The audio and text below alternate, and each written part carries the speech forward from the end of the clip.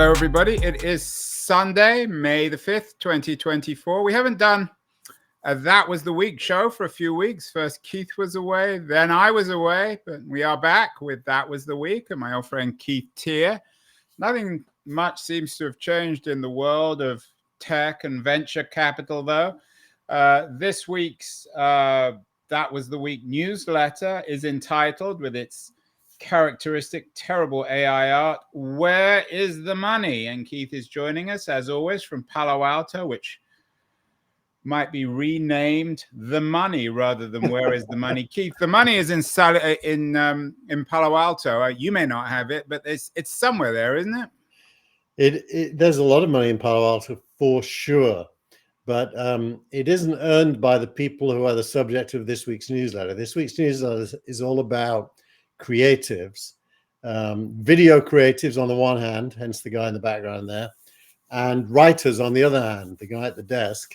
Yeah, so everyone looks miserable, but is there anything new here? Where is the money? I mean, we've been talking about this, Keith, for years, you and I, one way or the other. I've been writing and thinking about it. The money has never been with the creatives, has it? Especially in the digital economy.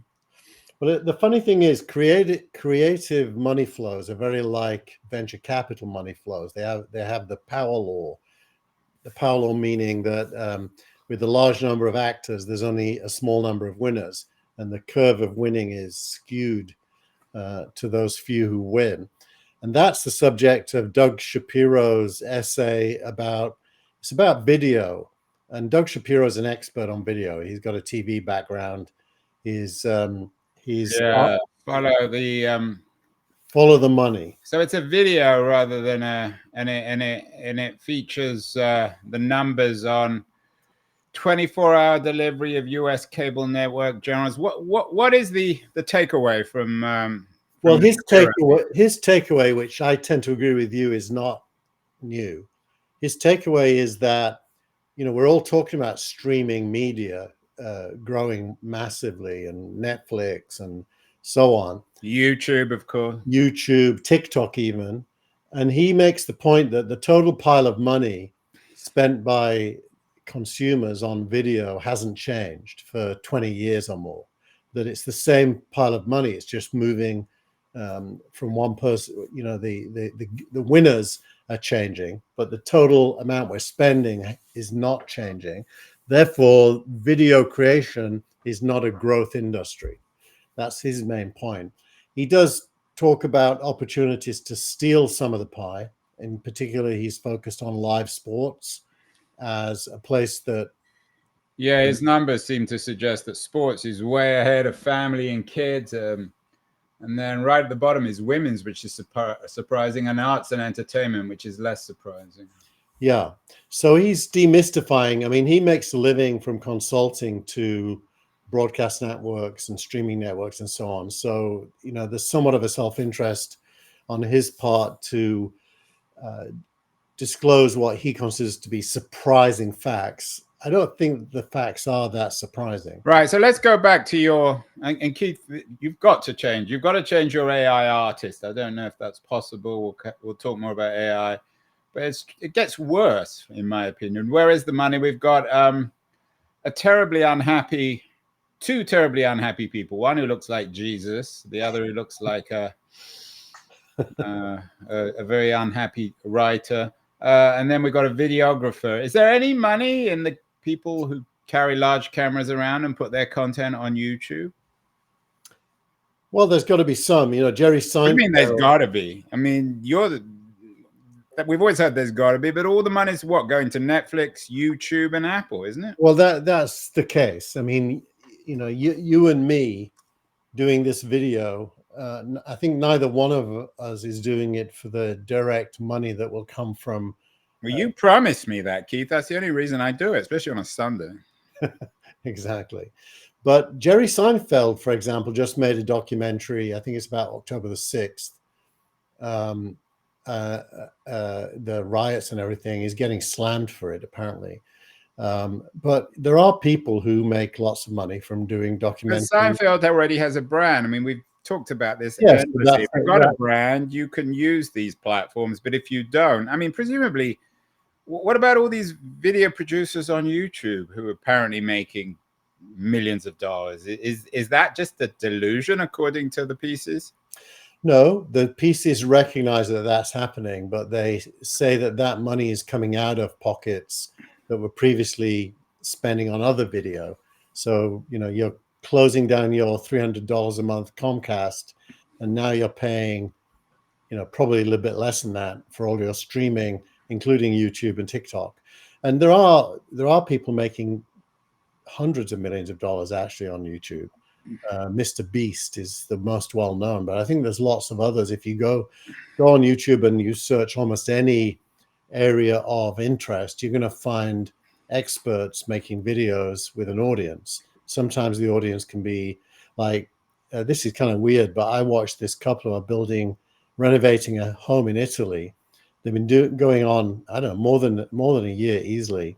And every week there's a new episode which involves lots of building, and it's really not that interesting, except I kind of like, it's hardly Scorsese or Tarantino or Hitchcock. But they're getting 250,000 people watching it, so that's quite a big audience. That's bigger than CNN's average daytime audience. There you have it. If you are one of these unhappy video makers in Keith's AI art, go to Italy and put a camera on and start renovating your home. And then the news is no better, Keith, according to the pieces for publishing. We've you know, the more it seems like, and correct me if I'm wrong, Keith, you always will, of course, the more new technology there is, the less anything changes in the creative industries. Is that fair?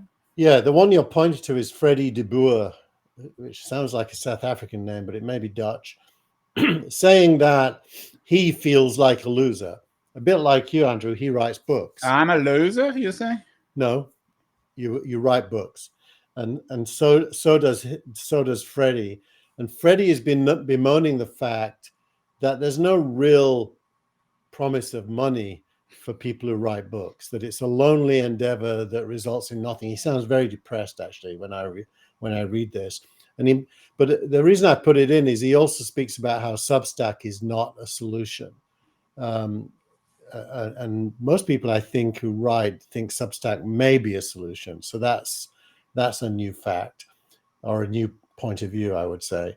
And he's basically saying that in publishing, the publishers who do the work to promote a book really only put money into the top 1% of books. The rest is they pretend. It's a winner take all. So it goes back to your video from Italy. The only people making money are weird books about I don't know, food. I mean, real books. And he says that he quotes someone in your piece that if Hemingway and McCarthy were starting out today, they wouldn't get published. I guess in the same way as if Scorsese and Hitchcock were starting now, they probably wouldn't be able to realize careers. Is that fair? I can't quite get my head around what would happen to those people, but it's certainly the bar for quality is very high now, and there's such a lot of good quality that getting into that game is hard. But there's also, the bar is really low for talented people to build an audience. And the best talented people do build very large audiences in all kinds of niches. So that is also true. So I think it would be wrong to pick one or the other. I think you'd have to say to Freddie, that really it's on him to find an audience for the stuff he loves to do. Didn't someone once write a book about this called Cult of the Amateur, Keith? Cult of the Amateur was a terrible work. It didn't make any money either. but no, it wasn't exactly Hemingway or McCarthy. Actually, I think your book, Cult of the Amateur, stands the test of history quite well. It makes the point that the availability of tools to everyone means that people without talent will use the tools as well as people with talent, and the average person won't be able to distinguish between the two. I think that last bit probably is wrong. I think people can distinguish, but the first bit's definitely right. But how many cycles? We're going to talk about AI in a second. Now we got pieces. You don't have them in this week's newsletter. You've talked about them in the past, and you will in the future. Articles about how AI now will create a renaissance of video or music and audio and textual creativity. In fact, you even have a piece about a watershed for music videos being produced by AI. Is the likelihood that AI will only compound a winner-take-all economy? Well, actually, that it's buried in the editorial, but there is a video by Mark Andreessen and Ben Horowitz which says we are at the cusp of the time in history when you'll find billionaire companies that only have one employee, the founder. They quote Bitcoin as an example of that is historical. One person wrote a protocol, minted some tokens which they still own, and the growth of Bitcoin has made them many times over a billionaire. And they make the point that AI is going to create the possibility of a lot more single person billionaires. And so that does kind of correlate to this question, where's the money? They are answering that the money... Well, they would say that. I mean, Horowitz and Andreessen, they've been saying it for years, and they've been making personally more and more money. I mean, they're part of the winner-take-all venture community. So do you believe them? I mean, is it just self-serving? I mean, I assume they kind of believe it, or at least they want to believe it. Well, how many times, Keith, do we need to keep on hearing the same old stuff, and it never happens? Well, they quote Instagram and WhatsApp as two other examples. In those cases, it was 15 people, and I think... Yeah, but they're not creatives; they're just platforms. So there's always going to be winner-take-all platforms. TikTok is another good example, but it's not necessarily benefiting the sad videographers or writers in your AI art this week. Yeah, I agree it's tangential, but I do think computer software engineers and product thinkers are creatives. They're just creating software and tools, not videos, audio, or writing. I think all of the above will benefit from AI. I mean, Sam Altman was interviewed this week. I actually didn't put it in the newsletter, but it's on YouTube. He's always interviewed. He's ubiquitous. He made the point that he was at Stanford speaking to a class, and he made the point that ChatGPT-4 is the worst AI that any of them will ever have to use, that it's already internally at OpenAI what everyone thinks will become ChatGPT-5, but whatever they end up calling it is many times better than ChatGPT-4. And that means that you can use that for whatever your goal is. Yeah, but that's not the point. So coming to OpenAI, you had a couple of interesting pieces, actually, which appear to contradict themselves. On the one hand, and these are both from the same newspaper, The Guardian, and one of the world's last newspapers, 8 US newspapers are suing OpenAI and Microsoft for copyright infringement. And then you've also got a piece from The Guardian about OpenAI using FT journalism to train artificial intelligence systems. Where is AI getting its content? Is this clear? I mean, is it stealing it, or is it doing deals with newspapers like the FT? I don't think it's stealing anything, because most websites block you from being able to do that using something called a robots file. So I don't think it's stealing anything, but it is using publicly available information to learn from. I think there's two things happening at the same time. I love it when there's contrasting newspaper articles like that, especially from the same publication, because my normal thesis is there's more than one thing happening simultaneously. It's your Hegelian thesis, antithesis. Keith. Yeah, but only one of them represents a valid future. The other one doesn't. So I think the law case represents a backward-looking past. By the way, those 8 newspapers are all owned by the same owner. So the headline's a bit misleading. Well, it's good for the lawyers. My wife lost half her team to OpenAI laws, so someone's benefiting. Probably just the lawyers. Exactly, and then the other trend, which is for OpenAI to pay the FT, that seems to be more a coherent example of what the future might look like. So this is like the Axel Springer deal. Yeah, but there are other US newspapers. The biggest case is the New York Times, which is a very large case. So this is not marginal, Keith. The legal stuff. It isn't marginal, but you know my as a legal scholar myself, you know that Yeah, well, you learn it all from your you went to law school, didn't you? I walked to the Stanford Law School many times, but they didn't let me through the doors.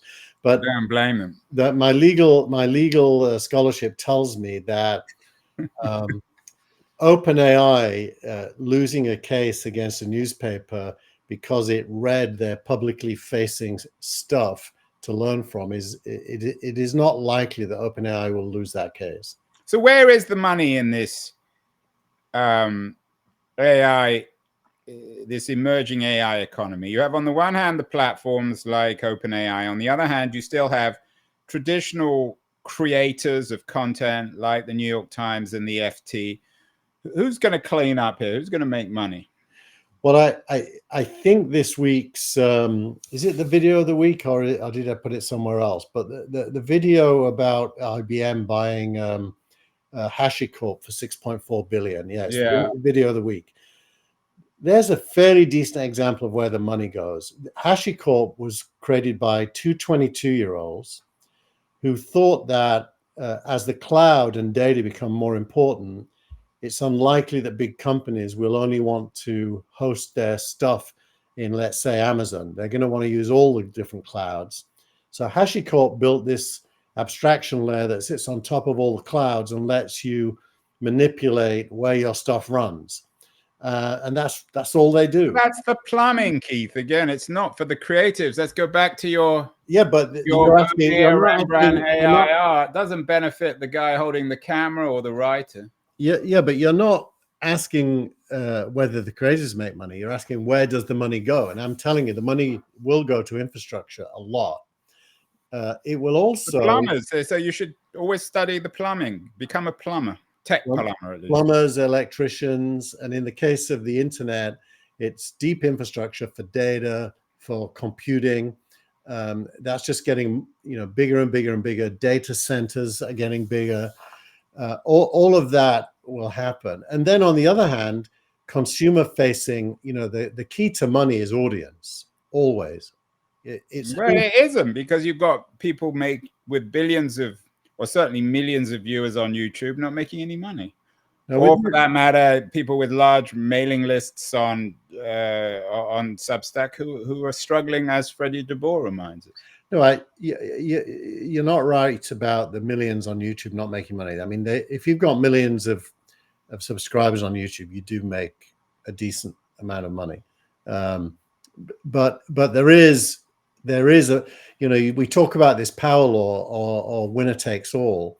I think winner takes all, isn't it normal for all creative endeavors that winner takes all? I mean, there aren't very many creative endeavors where the spoils are spread evenly, no matter how good or bad you are. You mentioned Andreessen and Horowitz. The other person you connect to this week in the newsletter is Nick Bostrom, who became very well known. He's a professor at Oxford, became very well known for a pessimistic book about AI that Elon Musk, Bill Gates all embrace. But now he's making the reverse argument. Is he suggesting that AI is going to save us, not kill us?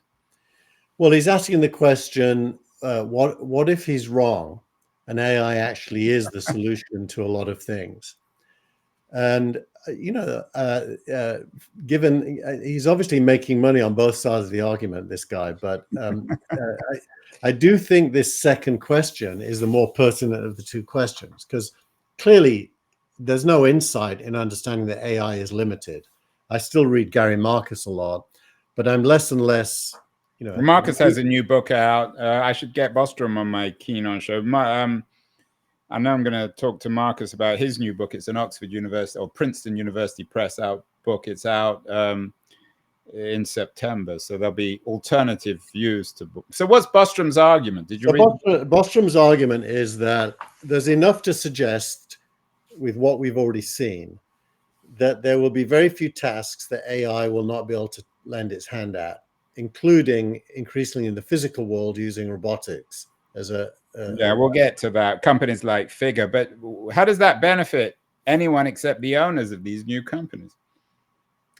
Well, I think the trend is for AI to be freely available to every citizen of the planet. I mean, you can get pretty good functionality without paying for Don't it. you have to pay for OpenAI these days? You can pay for a better version of it, but the very, very good version is free. So it depends what you want to use. You But just told me that OpenAI 4 is not very good. I didn't tell you that. Sam Altman said that, but only His own product. He's saying it's no good. It's fine to give it away for free. well, he will give it away for free when OpenAI 5 comes out, I suspect. But you're good at making jokes, but you're interrupting the flow of my answer with your good jokes. Okay, go on. I'll keep my mouth shut. But basically, it is very likely, according to Bostrom, that AI will be able to tackle many, if not most tasks, both intellectual and physical. Not that humans will be made redundant, because any human effort that engages with that content is going to make it better, most likely. So the human element doesn't go away. It just becomes supplemented or enhanced. And when that happens, well, what happens to the human race? What happens to the people that used to be needed to do some of the things? And so the people to misquote Prince, the people who used to be called humans. Yeah, so you can be optimistic about technology, as I am, but pessimistic about its impact on humanity, as Nick is. I'm optimistic on both. Or you can be just pessimistic about everything, like Gary Marcus. So I think there's really three buckets of belief. Everything sucks and it's going to make the human race worse. Everything is fantastic and it's going to make the human race worse. Or everything is fantastic and it's going to make the human race better. And that's the Keith Teare, Mark Andreessen, Ben Horowitz argument. We're still in the early stages of this. One interesting piece that you connected with is that Anthropic now has a Claude chatbot app for iOS. I've been impressed with Claude. What do you think? And why is this significant? I use it a lot. It's significant just because it's competitive to OpenAI. And it means that, there's more than a single big player. In fact, there's quite a few big players. And I think that tends to reinforce the point I just made, which is it's going to tend towards being free. Big companies like Microsoft can give things away for free, so can Apple, that are not core to their revenue streams. And OpenAI can give a lot away for free to consumers, as Claude can, because most of the money's going to be made in the enterprise. So I think I put it in there just because good for Anthropic, and Claude is very good. I use it for SQL programming. They do limit I pay $20 a month for both. And it does stop you after a certain number of questions and forces you to wait 2 hours to ask more. So they're kind of throttling the use a little bit, even when you pay them. I mean, Google is starting charging for Gemini, which goes against their original business model. Can Anthropic, which is very much of a third or fourth player in this race, can they really survive, or will they be acquired or an acqui-hire as Microsoft did for the Suleiman company, the Reid Hoffman Suleiman company? Can Anthropic really compete against OpenAI and Gemini? I think it can. I think it's got enough legs standing to keep standing. It's whether it can support the cost of doing so. It does have partnerships with Amazon and Microsoft, by the way. So wouldn't it make sense in the antitrust environment? I wonder whether Amazon could get away with buying Anthropic, or even Apple. They should be able to. I mean, the fact that there's more than one means antitrust shouldn't really arise. As long as OpenAI is standalone, independent, big, and probably the leader, I think the number twos and number threes can do a lot of things. It's like the Premier League, Keith. It's just Man City, Arsenal, and Liverpool. Because all we're seeing now in this supposedly revolutionary OpenAI economy is Google versus Microsoft versus Amazon versus Apple. History isn't changing, is it? Well, you have to give credit to OpenAI and Anthropic for playing those big guys off against each other and managing to survive. the fact that they're still around and haven't been acquired probably is testament to how smart they are, but also how how scared the big guys are. Well, is Microsoft playing the room though? I mean, what's the relationship? There was a lot of news last year, of course, about OpenAI and Microsoft. What is the relationship exactly between OpenAI and Microsoft? Is OpenAI increasingly just a division of Microsoft, or are they genuinely independent? They're genuinely independent, and Microsoft is a supplier of very large compute and storage, mainly compute. So this is the cloud platform that Microsoft's So they're a supplier, and because they're a supplier and OpenAI can't pay them, they're also an owner because they're getting paid through ownership. So that's a trade-off. It's a deal I did with Microsoft back in the late 90s and lived to and it bankrupted you. Didn't do you any good. It was in retrospect, a very bad decision to do that deal. But I think OpenAI may have a lot more going for it than I had at that time. Well, it's going to be interesting. Certainly not the last we talk about this. Meanwhile, we haven't had many stories of layoffs, but picking up one news story you have this week. Peloton to lay off 400 employees. Their CEO is departing. Does that speak of the end of COVID economics, really? I think it does. Peloton was definitely a COVID winner. Its valuation multiplied many times over during COVID and then has declined pretty much at the same speed since. And, it's hitting the fan, as you would say. I think the CEO was already a new CEO, by the way, who was brought in to fix things and clearly has failed.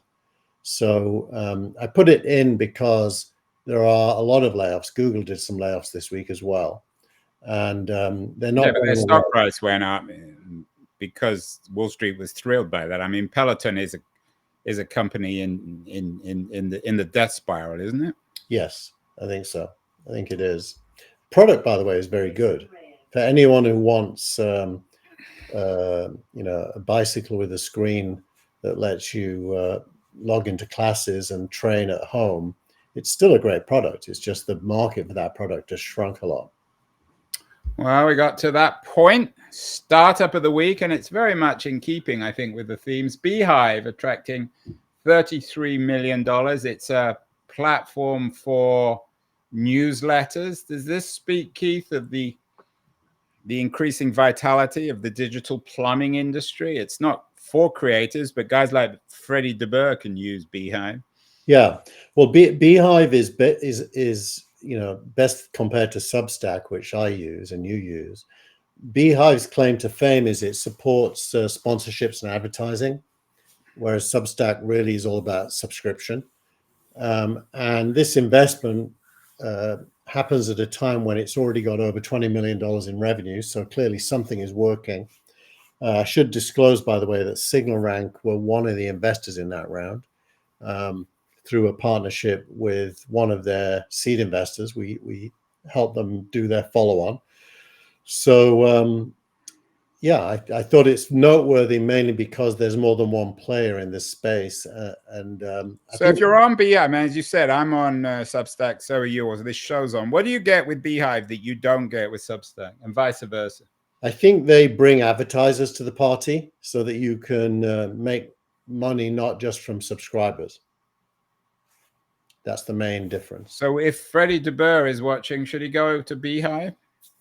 Only if he can attract advertisers. I mean, there is something in it. I mean, if you think about this show, that was the week, probably there's a whole bunch of tech companies that would be more than happy to sponsor this show for. I don't know if they could afford it, Keith, could they? No, it'd be low. My guess is $10,000 to $20,000 a month would be a sponsorship. I don't know. I would be looking for 50 a month, 50K. Well, look, we get through to about 60,000 people in a week. Well, that's $1 a person. I say 60K then. $1 a person is probably too high. It's going to be lower, but 50. We'll give it to someone for 55. It's worth something to somebody, and you and I don't. You and I don't do the work. $55, not 55,000. And you and I don't do the work to go and find that. So if Beehive would do that work for us, or Substack for that matter. Do they really do it though? These companies all claim to do that, but are they really? In all seriousness, if we went to Beehive and said we've got a few thousand followers or audience, they're not going to do anything for us. Well, they'll aggregate it in a little bit like that some of the podcast advertising networks did for podcasts. They get 500 podcasts in their advertising network, and they sell the whole thing to buyers based on content, how appropriate the ad is to the content. But they're an aggregator. The advertising layer is an aggregation layer. So yeah, not good for the cred. Coming back to your AI art, not very good for the videographer or the writer. What becomes of Beehive? You invested in it. Does it become a target for companies, platforms like Spotify, or can it really survive on its own? The jury's out. Let's see. I think you would probably argue that it needs to scale. Probably needs to get to about, at least 10 times its current revenue to be independent. I wouldn't discount that that's possible. It is possible. You don't sound very enthusiastic, very optimistic. Well, my algorithm says it's awesome, so it must be something good about it. Yeah, well, I'm not sure if your algorithm's right, Keith. We'll see about that. Finally, X of the week is coming back to AI and robotics, is something about Figure from Brett. Who is Brett Adcock? Is he the CEO of Figure? I think he might be, yeah. So anyway, there was a big feature on 60 Minutes. Figure looks to be the robotics company of the future. Are they the leader in all this? They certainly have come from nowhere very fast. They only started working on this a couple of years ago, so they've got here very fast. I think Tesla might be catching up, and I think that Boston Dynamics, which just launched an electric robot that doesn't need to be plugged into the mains, is also in the race.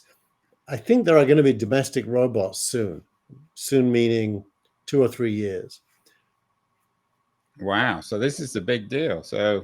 And is this part of the AI economy, or is it something different?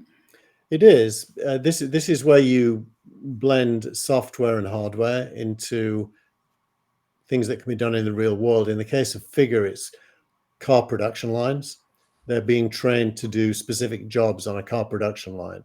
So when finally, Keith, going back to our disillusioned writer and videographer from your AI art, at what point do all these people give up and get replaced by robots from companies like Figure? I mean, if they can lift boxes, presumably they can make videos and write novels. I think the answer to that is never, because I think the human pursuit of creative output is deep in the soul. And even if there were robots doing perfectly good things, as happened this week with the music video for the new single, which was made by OpenAI Sora, 100% made by Sora, there will be robotic. And this was a washed out video. Yeah, that's right. It's become quite popular. So humans are never going to stop wanting to create. Well, that's who we are. And some of us will be great at it, even when robots are good at it. Even if they're not paid? Well, mostly they're not paid, right? I mean, most good artists only get paid after they're successful.